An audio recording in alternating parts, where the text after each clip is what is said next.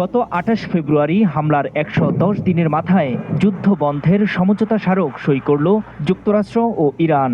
মূলত ১৪টি শর্তের ভিত্তিতে সমঝোতায় পৌঁছায় প্রায় অর্ধশত বছর ধরে বিপরীতমুখী অবস্থানে থাকা দুদেশ। হামলা পাল্টা হামলা বন্ধের বিষয়টি রাখা হয়েছে শুরুতেই। সমঝোতা স্মারকের প্রথম ৩ দফায় বলা হয়েছে, যুক্তরাষ্ট্র, ইরান ও ইসরায়েল কেউ কারো উপর হামলা চালাবে না। লেবাননে আক্রমণ চালাবে না ইসরায়েল, লেবাননের হিজবুল্লাহও হামলা চালাবে না ইসরায়েলে। স্থায়ীভাবে বন্ধ থাকবে সামরিক অভিযান। একে অপরের সার্বভৌমত্বের প্রতি সম্মান জানিয়ে আগামী ৬০ দিনের মধ্যে চূড়ান্ত চুক্তিতে পৌঁছানোর অঙ্গীকার রয়েছে এসব দফায়। চুক্তির ৪ ও ৫ নম্বর দফা অনুযায়ী হরমুজ প্রণালীতে ফিরছে শান্তি।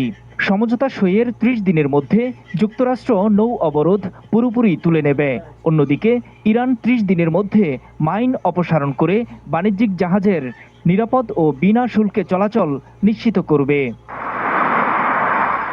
নিষেধাজ্ঞা শিথিল ও অর্থনৈতিক ক্ষতিপূরণের ক্ষেত্রে এই সমঝোতা ইরানের জন্য বড় স্বস্তির বিষয়। ৬ নম্বর দফা অনুযায়ী ইরানের ক্ষয়ক্ষতি পুনর্গঠনে অন্তত ৩০,০০০ কোটি বা ৩০০ বিলিয়ন মার্কিন ডলার দেয়া হবে।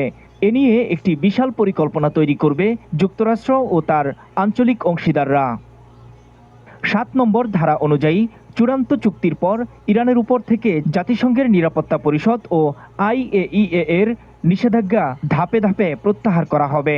৮ নম্বর দফায় ইরান দাবি করেছে, তারা কোনো পারমাণবিক অস্ত্র তৈরি করবে না।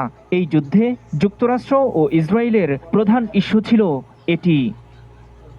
৯ নম্বর ধারা অনুযায়ী চূড়ান্ত চুক্তি না হওয়া পর্যন্ত বর্তমান পরিস্থিতি বজায় থাকবে। ইউরেনিয়াম বাড়ানো বা কমানো কিছুই করবে না ইরান। ১০ ও ১১ নম্বর ধারায় বলা হয়েছে, ইরানের অপরিশোধিত তেল ও পেট্রোলিয়াম পণ্য রপ্তানিতে নিষেধাজ্ঞা তুলে নেবে যুক্তরাষ্ট্র। উন্মুক্ত করে দেয়া হবে ইরানের জব্দ থাকা ও নিষেধাজ্ঞার আওতায় থাকা সব তহবিল ও সম্পদ। ১২, ১৩ এবং ১৪ নম্বর অনুচ্ছেদে বলা হয়েছে, এই চুক্তি তদারকির জন্য একটি নির্বাহী ব্যবস্থা থাকবে। চূড়ান্ত চুক্তি জাতিসংঘের নিরাপত্তা পরিষদে একটি বাধ্যতামূলক প্রস্তাবের মাধ্যমে অনুমোদিত হবে।